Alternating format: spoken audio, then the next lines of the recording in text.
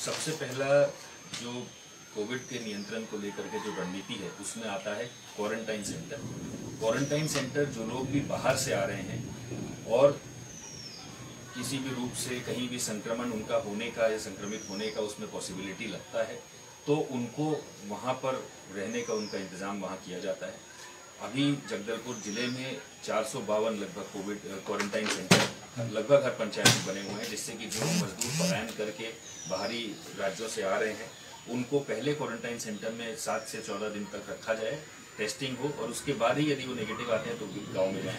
ऐसा करना जरूरी इसलिए है कि गांव में जो कोविड आ रहा है या आएगा वो बाहर से ही आएगा। तो अगर हम लोग क्वारंटाइन सेंटर की तकनीक को अच्छे से उपयोग करते हैं, हर गांव में लोग जागरूक होते हैं और इसको उपयोग करते हैं, तो निश्चित रूप से हम लोग नया कोई केस एक गांव में क्रिएट होने से रोक सकते हैं। बाकी दूसरा जो पार्ट है वो है उपचार का पार्ट। उपचारात्मक रूप से 3 तरह से विशेष रूप से व्यवस्था बटी हुई है। सबसे पहला है होम आइसोलेशन।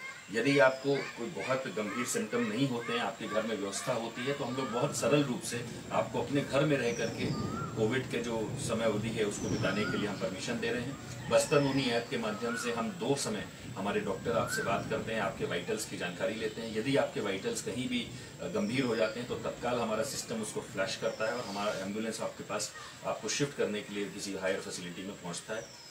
दूसरा जो व्यवस्था है वो है कोविड केयर सेंटर की। इसमें जो ऐसे लोग हैं जिनके सिम्टम बहुत ज़्यादा गंभीर नहीं हैं लेकिन उनके घर में व्यवस्था नहीं है किसी भी कारणवश, या यदि जैसे उदाहरण के रूप में ग्रामीण परिवेश में जनरली जो घर होते हैं वो इस तरह के बने होते हैं कि बहुत ज़्यादा संक्रमण को रोक नहीं सकते। यदि कोई व्यक्ति वहाँ पर रहता है तो बहुत मिला जुला रहता है, रहने सहने का तरीका होता है, तो उनको हम फिर कोविड केयर सेंटर्स में शिफ्ट करते हैं। वहाँ भी डॉक्टर की निगरानी 24 घंटे रहती है और हमने अलग अलग तरह के कोविड केयर सेंटर्स बनाए हैं। अलग